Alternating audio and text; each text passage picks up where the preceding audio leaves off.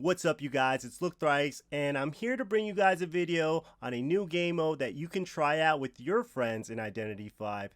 That's right, Hide and Seek has finally made its way into Identity 5, and now you guys can play it too. Now, I want to start off by giving a huge thank you to my community, the Thrice Army, for helping me come up with the rules for Hide and Seek over on my live stream at twitch.tv/lookthrice. I stream mostly Identity 5 and we play custom game modes all the time with viewers. Now, we've been playing this game mode for what feels like months, and I decided why not share this with the entire Identity 5 community, and that way you guys can give it a shot or even make your own version of the game. So I went ahead and listed all the rules on the screen, and we're going to dive into more in-depth survivor rules and important hunter rules that make the game super challenging and super fun to play. So let's get into it. First off, you're going to start by making a custom game mode, 2 versus 8 duo hunters, where the hunters gotta go searching for survivors. Now, all survivors are gonna pick Explorer. Explorer has the ability to shrink himself and find some of the most perfect hiding spots on the entire map.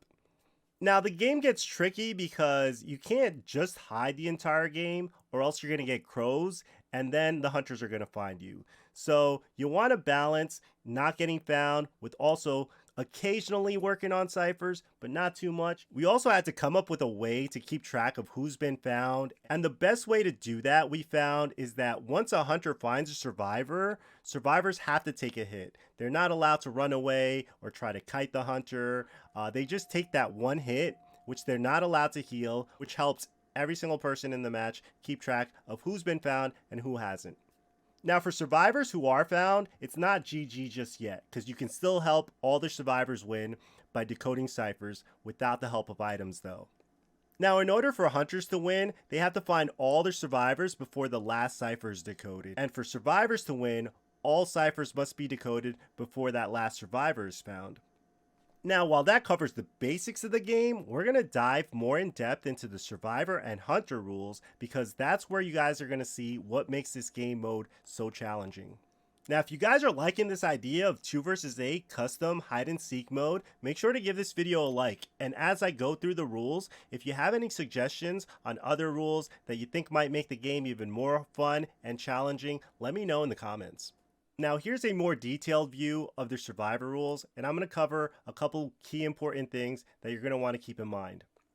Now, for those of you guys who don't have Explorer, you can still play hide and seek. Actually, you can even change all the rules on here and kind of just custom fit it to the way you want to play with your friends. But we found that the following survivors made the game go too fast, so we decided not to pick them. These survivors include Mind's Eye, Mechanic, Postman, and Female Dancer. And like I said previously, you're going to want to juggle working on ciphers, but not too much, because you might get caught even faster that way. An important thing to keep in mind is that when survivors who do get found start working on ciphers, they're not allowed to use the help of any extra items or anything that gives them a buff on decoding. Now, I think it goes without saying, but don't give away the location of your teammates, because at the end of the day, survivors can all win if all the ciphers are done before that last survivor is found. Now, next up, I'm going to explain some of the hunter rules, because we're not going to just make it super easy for hunters to win the match either. Now, let's dive into the hunter rules. Here are some suggestions on hunters that you might want to think about banning due to their ability to give away the location of survivors without much effort. Now, first up on the list, and this was a hard decision for me as a former top 12 feaster, but yes, we had to do it. We banned Feaster because of his tentacles giving away the position of survivors. Also included on the list is Soul Weaver, Bloody Queen, Geisha, and Hell Ember. Remember though, these are just suggestions, so if you want to switch it up and include these characters, that's totally fine. That's up to you and what your friends want. Although all the rest of the hunters are fair game, we decided to put a little limitation on certain characters. That way they don't just go around spamming the entire map with their abilities. And these include Mad Eyes, Guard 26, Axe Boy, Evil Reptilian, which can use their abilities to find survivors without really having to look for them. And at the end of the day, I think the funnest part about this game mode is the satisfaction you get when you find that survivor for yourself.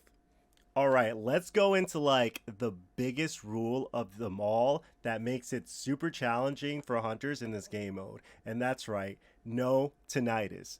This actually makes the game super hard, and you don't realize how much you rely on tinnitus until you go without it. Also included is no peepers, or basically anything that gives away the survivor location without having to do anything.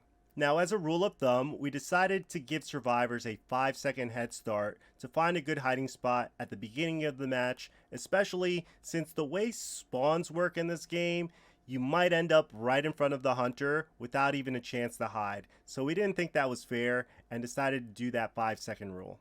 Now, as hunter, you might be tempted to cherish survivor or down them so that they're not allowed to work on ciphers, but we decided against this. And the whole reason being is that 2 versus 8 is all about fun, and it is a custom game mode, so why not let everybody play the entire match without having to worry about dying early? It also adds to the challenge and makes it that much more satisfying when you're playing as hunter to win despite everybody still being in the match. Now, the most important and final rule of the entire game mode is to make sure you guys have a blast playing with your friends. Change the rules, experiment, test different things out, and if you guys need people to play with, I play this game mode a lot, and I have been for like the last couple of months over on my Twitch channel at twitch.tv/lookthrice. Now, if you guys enjoyed the video and the idea of hide and seek in Identity 5, make sure to leave this video a like. Also, if you plan on playing this game with your friends, let me know in the comments section. And also, if you have suggestions for other rules that you think would make the game even more fun,